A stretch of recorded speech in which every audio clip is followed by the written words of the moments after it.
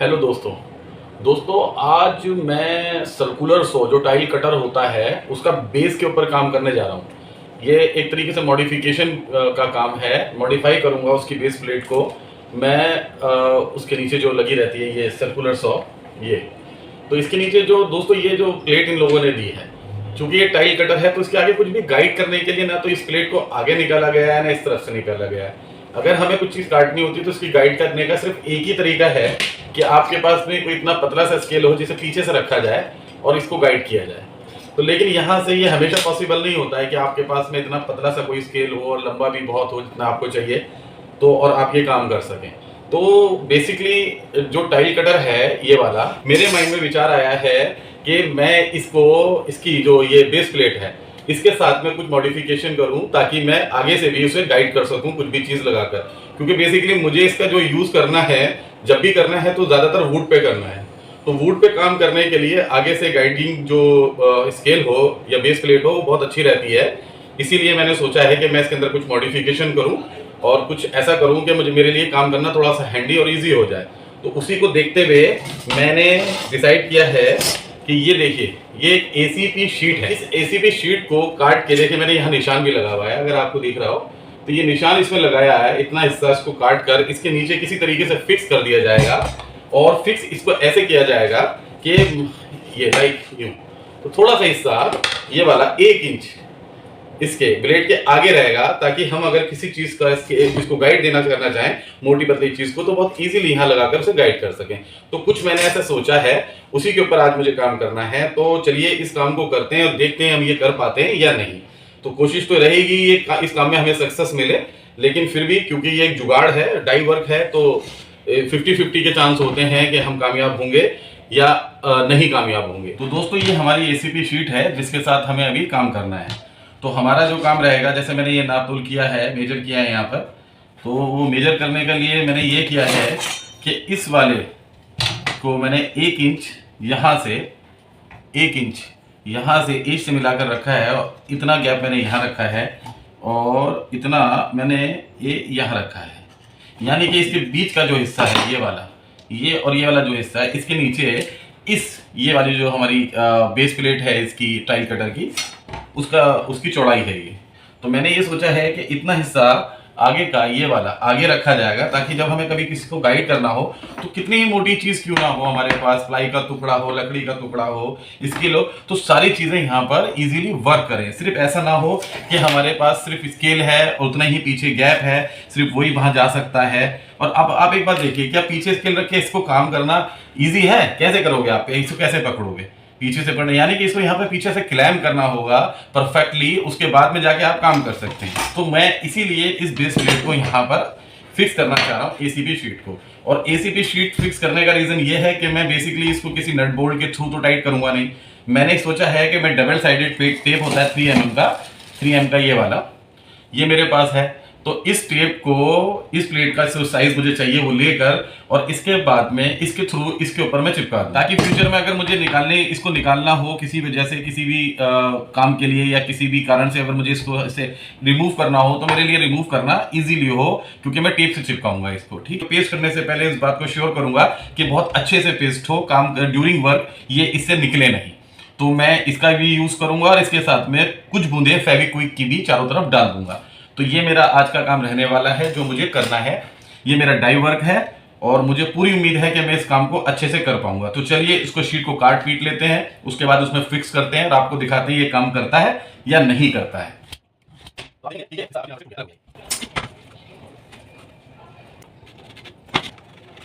दोस्तों ये वो साइज है, ये वाला इसकी बेस प्लेट है उसकी इतनी चौड़ाई है और लंबाई से मैंने थोड़ा सा कुछ फालतू लिया है। तो अभी मुझे इसको बिल्कुल 90 डिग्री के कोण से इसे काटना होगा, इसमें कोई कमी नहीं रहनी चाहिए। मुझे देखना होगा कि ये पूरा सोल में है या नहीं। तो दोस्तों आप देख सकते हैं ये सोल में हिस्सा नहीं है, यहाँ से 2 mm का गैप है, मिनिमम 2 mm का गैप है। पहले इसे पूरा गुनिया में लेना होगा, सोल में लेना पड़ेगा, देन ही मुझे इसके ऊपर काम करना होगा। तो दोस्तों आप देख सकते हैं मैंने इस पीस को सोल में कट कर लिया है। इधर 90 डिग्री के एंगल पर है, यहाँ पर 90 डिग्री के एंगल पर है और यहाँ पर भी 90 डिग्री के एंगल पर है। ये यहाँ पर तो दोस्तों इस एसीपी प्लेट को मैंने जो मुझे साइज चाहिए था उसके हिसाब से काट लिया, लेकिन काटने के बाद में इस प्लेट के अंदर जो है ना ये एकदम फ्लैट नहीं था, सीधा नहीं था हिस्सा, तो ये सब टेढ़ा सा था, कहीं ये टेपर में हो गया था, मतलब चारों तरफ से ही टेपर में था। तो ऐसे में इस प्लेट को इसके नीचे फिक्स करना ठीक भी नहीं होता और होती भी नहीं सही से। तो मैंने उसके लिए ये किया कि मैंने इस एसीपी शीट को इसका साइज का काटने के बाद में ये लकड़ी के 2 फ्लैप हैं मेरे पास, 4 फ्लैप हैं, उनके बीच में रखे इन क्लैंप से ये उनको बहुत पहले उसे गर्म किया मैंने एसीपी शीट को, ताकि वो अपना साइज मतलब अपने आप को स्ट्रेच कर सके, सीधी हो सके। और उसके बाद में मैंने देखिए एक लकड़ी का पीस नीचे, एक लकड़ी का ऊपर, ऐसे करके 4 थे मेरे पास, ऐसे मैंने रख दिए, ये आप देख सकते हैं। और उनके बीच में मैंने क्लैंप से, चारों क्लैंप से इसको फुल टाइट कर दिया।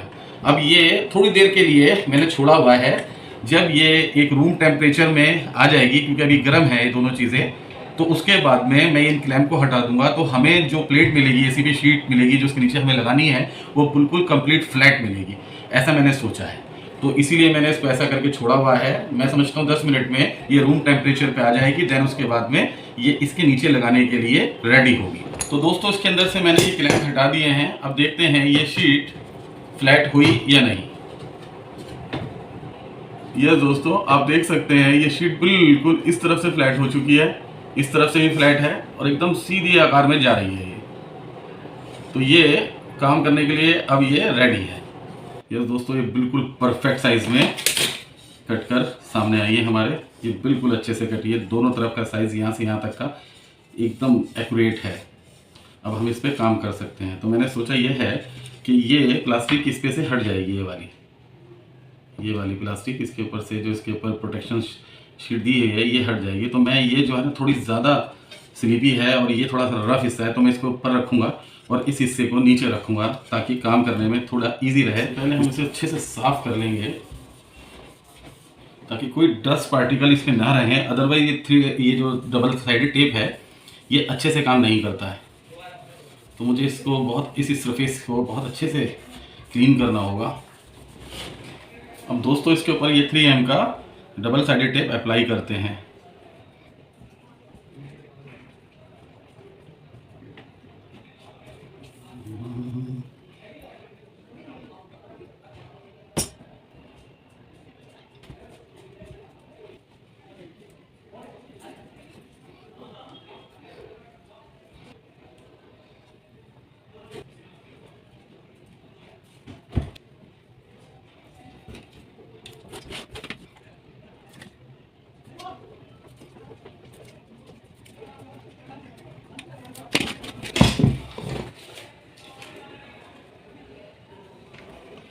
दोस्तों ये ऑलमोस्ट सही लग गया है।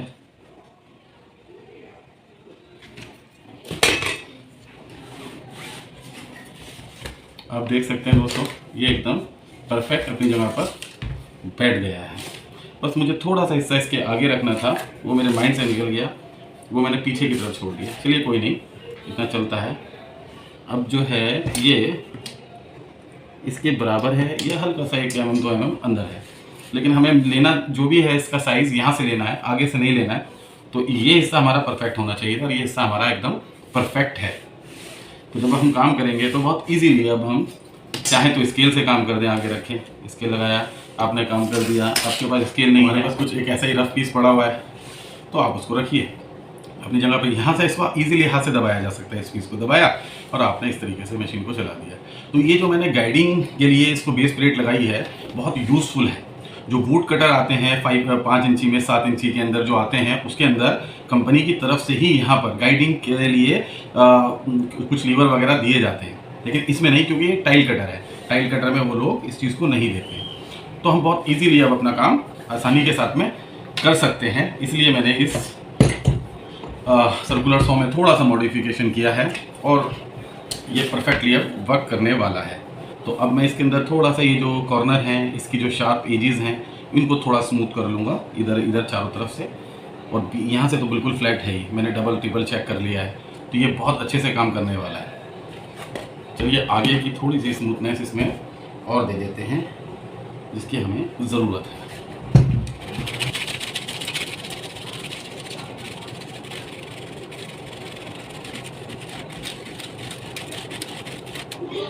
दोस्तों यहाँ से इसको थोड़ा टेपर में करने का रीज़न ये है कि ये इसकी टक्कर होगी, तो जिस चीज़ पे हम काम करेंगे तो उस पर थोड़ा सा भी सरफेस इसके ऊपर कुछ छोटा छोटा वोटा होगा तो ये उससे अटके ना, इसलिए इस वाली एज को मैं थोड़ा राउंड में कर रहा हूँ ताकि कुछ भी थोड़ा बहुत भी अगर कोई आ जाए पार्टिकल तो उसको ये पास कर जाए इजीली स्लीपली।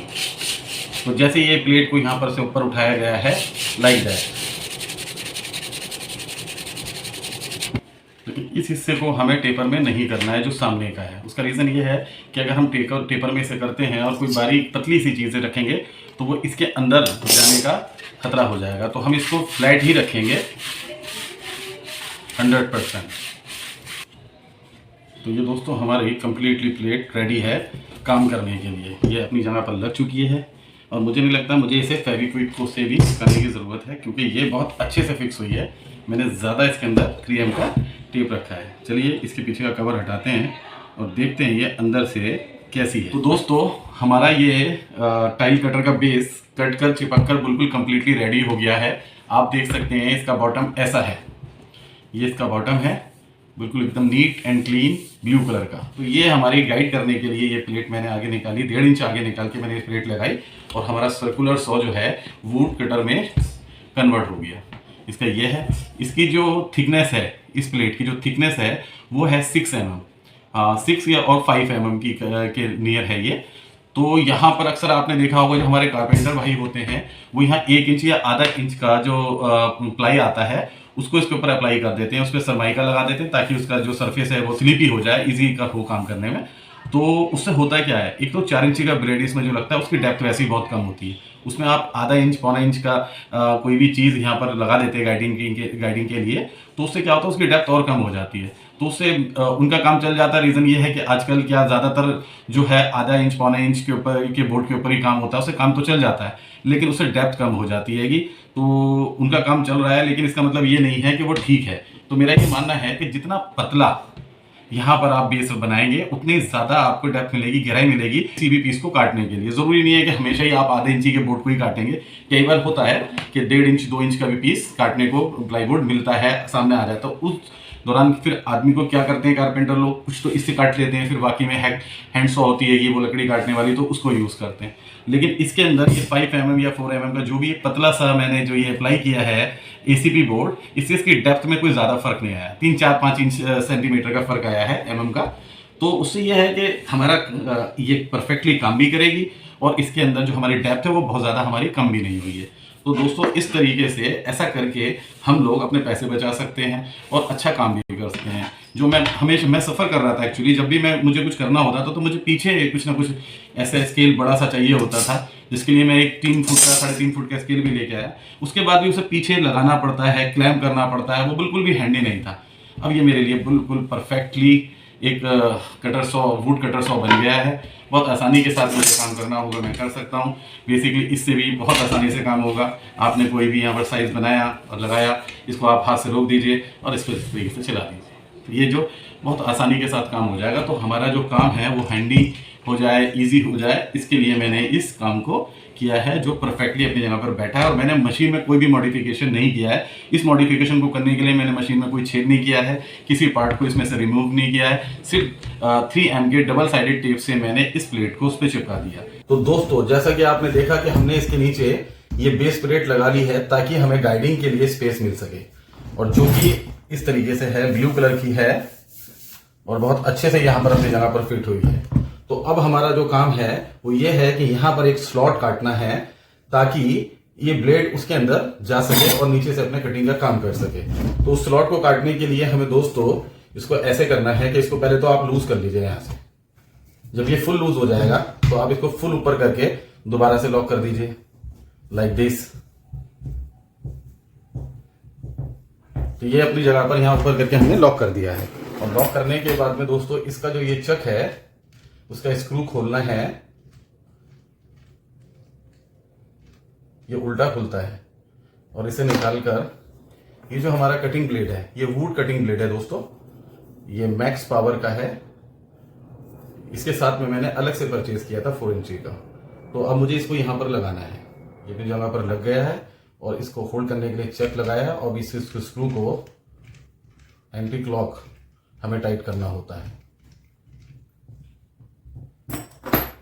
और उसके बाद में आपको ये लगाना है यहाँ पर लाइक दिस। और उसके बाद में इससे इसको फुल टाइट कर देना है। ये फुल टाइट जगह पर दोस्तों हो चुका है यहाँ पर। अब हमें करना ये है कि इसको पावर देनी है और पावर देने के बाद में इसको नीचे धीरे धीरे करके नीचे करना है। तो दोस्तों इसको पावर दे दी गई है। अब हमें इसको धीरे धीरे करके नीचे करना है ताकि ये धीरे धीरे करके अपना काट सके। आप देख सकते हैं ये चल रहा है। अब पहले इसके नीचे मैंने ये लकड़ी का रखा हुआ एक, अपनी जगह पर इसे रोक लेना है थोड़ा सा बाहर निकाल कर। और उसके बाद में इसको थोड़ा सा फ्री कर देना है। ये ये फ्री हो गया है। अब इसको थोड़ा थोड़ा करके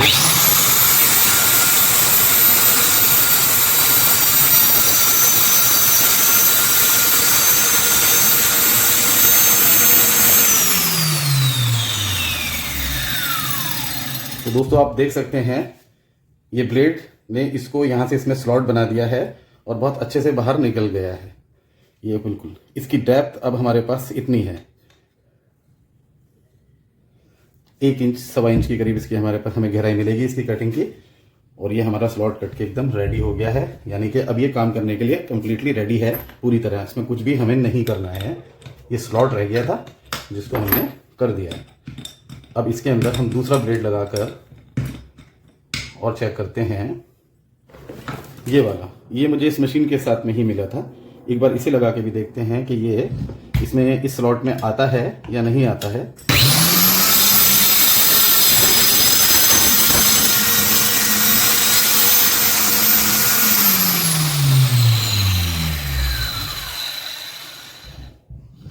देखिए दोस्तों अब आप देख सकते हैं इजीली इसके अंदर मूव हो रहा है। ये स्लॉट कट के परफेक्टली कटा है। इसमें ये ग्रेनाइट का ब्लेड भी आसानी से लग रहा है और ये वुड काटने का ब्लेड भी आसानी से लग रहा है। तो दोस्तों आप देख सकते हैं ये ब्लेड इसके अंदर बहुत अच्छी तरीके से बैठ गया है और ये यहाँ से इसने स्लॉट भी अच्छे से काट दिया है। अब हमें इसके अंदर जो थोड़ी सी फिनिशिंग करनी है वो कर देंगे। उसके बाद हमारी ये जो मशीन है ये कंप्लीटली काम करने के लिए रेडी होगी और हमें गाइडिंग करने के लिए भी एक बहुत अच्छा सा बेस मिल चुका है। अब हम आपको लकड़ी काट के दिखाते हैं। तो दोस्तों देखिए मैं ये लकड़ी का एक टूटा हुआ प्लाईबोर्ड लेके आया हूँ, शायद जो 1/2 इंच में है। तो मुझे इसका अगर स्क्वायर पीस निकालना हो तो इस मशीन से मैं कैसे निकालूंगा, चलिए वो मैं आपको दिखाता हूँ।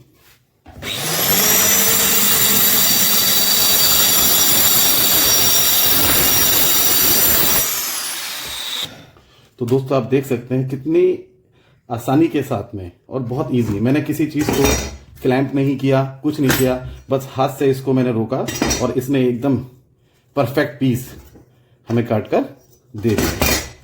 उसी तरीके से अगर हमें थोड़े से हिस्से को काटना है, जैसे ये यहाँ से खराब है, मुझे इसको निकालना है, तो उसके लिए भी मुझे ज़्यादा कुछ नहीं करना है। बस यहाँ इसको रखना है इतना और इस मशीन को लेना है।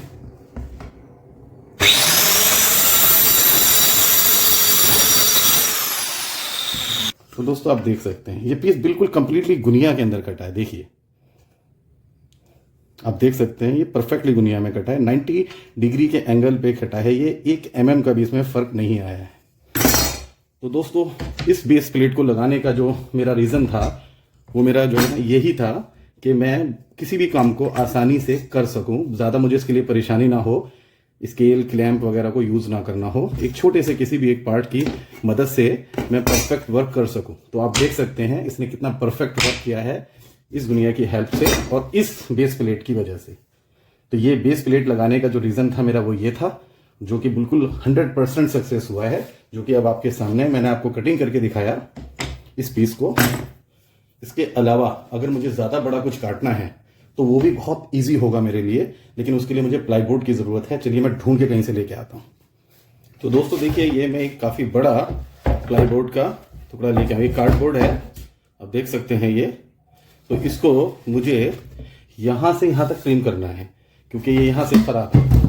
आप देख सकते हैं। तो मुझे इस पीस आगे के ख़राब पीस को निकालना है और फ्रेश पीस को लेना है। तो उसके लिए मुझे क्या करना होगा, चलिए मैं आपको दिखाता हूँ। तो दोस्तों पहले मुझे इसका नाप ले लेना होगा, कितना मुझे इसको रखना है, मतलब मुझे चाहिए। सपोज के मुझे दोस्तों 11 इंच का पीस चाहिए, इसकी लेंथ 11 इंच होनी चाहिए। तो सबसे पहले मैं 11 इंच पे यहाँ पर निशान लगाऊंगा।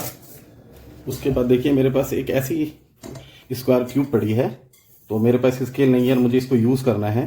तो जो इसको ये बेस प्लेट लगाने का जो मेरा पर्पस था वो यही था कि मेरे पास कोई भी एक ऐसी चीज़ हो जो स्ट्रेट हो और उसे मैं गाइडिंग के तौर पर यूज़ कर सकूं। तो मैं वही आपको दिखाऊंगा कि मेरे पास ये स्क्वायर ट्यूब है स्टेनलेस स्टील की, तो मैं इसको एज अ गाइड यूज़ करने वाला हूँ।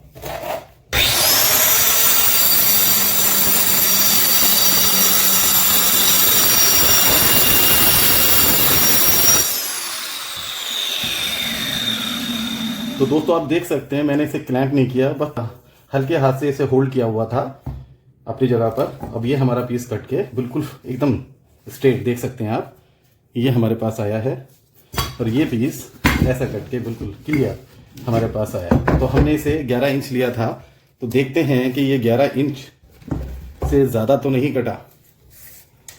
नहीं दोस्तों, ये 11 इंच में 1 mm थोड़ा कम कटा है, यहाँ से भी बिल्कुल एकदम स्ट्रेट कटा है, जिसमें 11 इंच में 1 mm मेरे से कम कटा है। वो रीज़न उसका यह है कि जो मैंने इसको गाइडिंग के लिए लगाया उसको मैंने 1 mm थोड़ा सा कम करके ही रखा था। तो दोस्तों इस तरह से ये हमारा सर्कुलर सॉ बहुत इजीली काम कर रहा है। बहुत आसानी के साथ में हम किसी भी चीज़ को गाइड बना सकते हैं। आपको मैंने दिखाया कि मैंने इस ट्यूब को एज अ गाइड यूज़ किया, मैंने आपको दिखाया इस गुनिया को एज अ गाइड यूज़ किया। उसी तरीके से अगर हमारे पास कुछ नहीं है और प्लाईवुड का कोई स्ट्रेट ऐसा हिस्सा कटा हुआ कहीं पड़ा है आपके पास जहां आप काम कर रहे हैं, तो आप इसे भी एज अ गाइड इसे यूज़ कर सकते हैं बहुत आसानी के साथ में। इसमें कोई खास परेशानी नहीं होगी। चलिए मैं दिखाता हूं आपको, इसे भी हम यूज़ कर सकते हैं। यहाँ से इसको होल्ड कर लिया कहीं भी एक जगह से,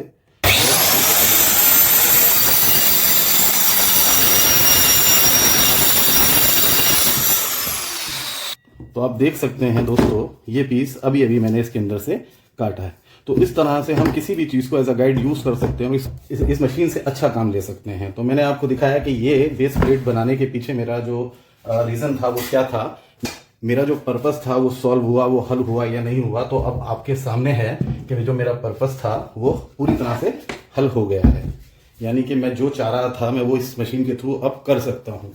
तो दोस्तों आपने देखा कि मैंने इस मार्बल कटर के अंदर ये बेस प्लेट लगाकर कितना अच्छे से काम किया, क्योंकि इसके सामने से कोई गाइडिंग के लिए स्पेस नहीं था, कुछ भी नहीं था। तो मुझे काम करने में बड़ी परेशानी हो रही थी और उसको काम करने के लिए मुझे पीछे से इसको गाइडिंग के लिए कुछ स्केल वगैरह लगाना पड़ता था, जो मेरे लिए बहुत टिपिकल टास्क होता था। इसीलिए मुझे ये लगा कि मुझे इसके आगे से कुछ ना कुछ करना चाहिए। और इसका मुझे आइडिया अपने कारपेंटर भाइयों से ही मिला था, जिनके पास मैंने ऐसे कटर्स को देखा था जिसके नीचे उन्होंने आधा इंच का लाइक ये इतनी मोटी प्लाई लगा रखी थी, या इससे थोड़ी बहुत कम होगी, और उससे वो आगे से अपना गाइड करते थे और यूज करते थे। कुछ लोगों को मैंने आगे से यूज करते हुए देखा था, गाइड करते हुए, जबकि कुछ लोग पीछे से ही बस इसकी थिकनेस को थोड़ा बढ़ा देते थे ताकि उनका कोई भी गाइडिंग के लिए स्केल या लकड़ी वगैरह रख सके। लेकिन मैं समझता हूँ कि फ्रंट से जो गाइड किया जाता है वो ज्यादा आसान होता है, जबकि अगर आप पीछे से इसे गाइड करते हैं तो बहुत मुश्किल होता है, उसे ग्रिप नहीं मिल पाती एक्चुअली हमें उसको काम करने के लिए। तो इसीलिए मैंने इस काम को किया, जो मेरा परफेक्ट बनकर रेडी हुआ है, जिससे मैंने काम किया, आपको दिखाया भी कि कैसे ये काम करता है।